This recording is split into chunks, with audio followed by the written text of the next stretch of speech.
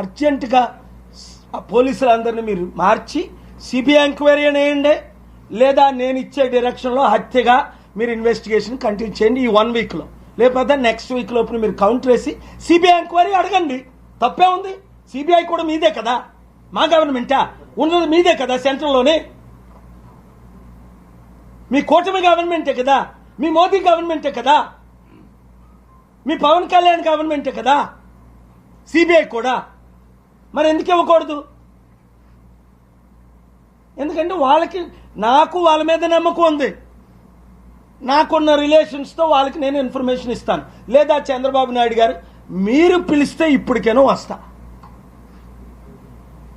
ఎవరెవరిని తీసుకురమ్మంటే వాళ్ళు తీసుకొని వస్తా, ఓపెన్గా కలమంటే ఓపెన్గా కలుస్తా, సీక్రెట్గా కలమంటే సీక్రెట్గా కలుస్తా.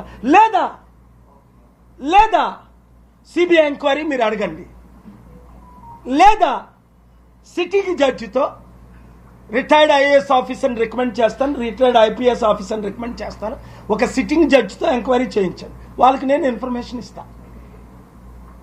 నేను ఇచ్చిన ఇన్ఫర్మేషన్ తప్పు అయితే, నేను రుజువు చేయలేకపోతే సిబిఐ ద్వారా, ఫాస్ట్ ట్రాక్ కోర్టు ద్వారా, సిట్టింగ్ జడ్జి ద్వారా నేను ఇచ్చిన ఇన్ఫర్మేషన్ తప్పు అయితే ఏ శిక్షకైనా రెడీ. నేను ఒక మాట మాట్లాడాను అంటే దేవుడితో మాట్లాడిన తర్వాతే మాట్లాడతా, సత్యం తెలుసుకొనే మాట్లాడతా. ఎవరిలాగో గాల్లో మాట్లాడను. ఒక బిల్లు ఫైల్ చేశానంటే నేను సక్సెస్ అవుతానంటే, స్టీల్ ప్లాంట్ గురించి ఫైల్ చేసి సక్సెస్ అవ్వలేదా? ఆర్డర్స్ తీసుకురాలేదా? అమ్మకుంటా ప్రత్యేక హోదా ఎందుకు రావాలని ఆర్డర్ తీసుకొచ్చాను. ఇప్పుడు దాకా మీరు కౌంటర్ వేశారా?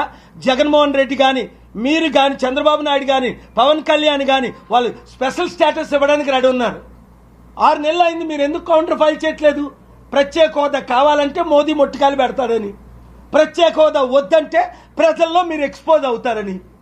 నేను ప్రత్యేక హోదాకి డైరెక్షన్ తీసుకొస్తే మీరు ఎందుకు కౌంటర్ ఫైల్ చేయరు కోర్టులో? మీకు ప్రత్యేక హోదా వద్దనే కదా. ప్రత్యేక హోదా ద్వారా లక్షల ఉద్యోగాలు వస్తాయి, 100 కంపెనీలు వస్తాయి, లక్షల కోట్లు వస్తాయి, న్యాయం జరుగుతుంది కదా. వారు ముందు కౌంటర్ ఏమని అన్నారు, నేను చెప్పాను. ఇప్పుడు మేము మాట్లాడి అని చెప్పాను. అప్పుడు వాజ్పేయి టైంలో ఎలా న్యాయం జరిగింది, ఇది మర్డర్ ఎలాగా, పోస్ట్ మార్టం రిపోర్ట్ ఎందుకు రాలేదు, పోస్ట్ మార్టం రిపోర్ట్ ఇంతవరకు ఎందుకు రాలేదు, 1 ఎఫ్ఐఆర్ దాదాపు 20 గంటలు ఎందుకు ఫైల్ అవ్వలేదు, 2 పోలీసులు కాల్ చేసి ఫ్యామిలీని, బంధువుల్ని, ప్రియమిత్రుల్ని ఎందుకు జడిపించారు, ఎందుకు మాట్లాడొద్దు అన్నారు, ఎందుకు డెడ్ బాడీ తీసుకోమన్నారు, ఒకే కోణంలో యాక్సిడెంట్ అని చనిపోయినోడి మీద తాగాడు అంటున్నారు, తాగినట్టు రుజువులు లేవు, అది ప్రవీణే కాదు డూప్ ప్రవీణ్ అని నా దగ్గర రుజువులు ఉన్నాయి. వాళ్ళు కౌంటర్ ఫైల్ చేయండి వింటానన్నారు. తీసుకో, ఏం చట్టపరమైన చర్యలు తీసుకుంటావు నువ్వు? ఎవడో జడిస్తాడే. నువ్వు చట్టపరమైన చర్యలు తీసుకుంటావండి, ఏడు తీసుకుంటావు మాట్లాడొద్దా? ఆర్టికల్ 19 రద్దు చేసాయి, ఆర్టికల్ 14 ఈక్వాలిటీ రద్దు చేసాయి, ఆర్టికల్ 21 రద్దు చేసాయి. డెమోక్రసీ లేదని డిక్టేటర్షిప్ చైనా లాగా, రష్యా లాగా ఇక్కడ కూడా డిక్లేర్ చేశాయి. జడిపించేది ఎవరిని? జడిసేది ఎవరు? నువ్వు ఎవరికో జడిపిస్తావు, కేపాలు జడిపించలేవు. నేను ప్రశ్నలు అడుగుతున్నాను, చట్ట ప్రకారంగా ప్రశ్నలు అడుగుతున్నాను. మొన్న ట్రంప్కి ప్రశ్నలు అడిగాను, కండిషన్లు పెట్టాను, మోదీని ప్రశ్నలు అడగమన్నాను. ఈ ట్రిప్లో ట్రంప్ మోదీని ప్రశ్నలు అడిగాడు. ట్రంప్ గురించే నేను బుక్ రాసి save America and the world from Trump అని బుక్ రాశాను, చూసావా? చదువు. అది సేవ్ ఇండియా ఫ్రమ్ మోదీ అని బుక్ రాశాను, చదివావా? ఇది ఈ చట్ట ప్రకారం ఎవడి మీద చర్యలు తీసుకుంటారు? చంపిన వాళ్ళ మీద చర్యలు తీసుకుంటారా? నేను చెప్పాను కదా, నా స్పిరిచువల్ బటన్ నొక్కితే ఫినిష్. నొక్కలా, న్యాయం కొరకు వెయిట్ చేస్తున్నా. నా స్పిరిచువల్ పవర్స్, నా ఇంటర్నేషనల్ బటన్ నొక్కాను. ప్రపంచం అంతా ఈ విషయం చెప్పాను, నేనే చెప్పా. సత్యం బయటికి తీసుకొచ్చా. పోస్ట్ మార్టం దగ్గరికి వెళ్ళా. ఎందుకు?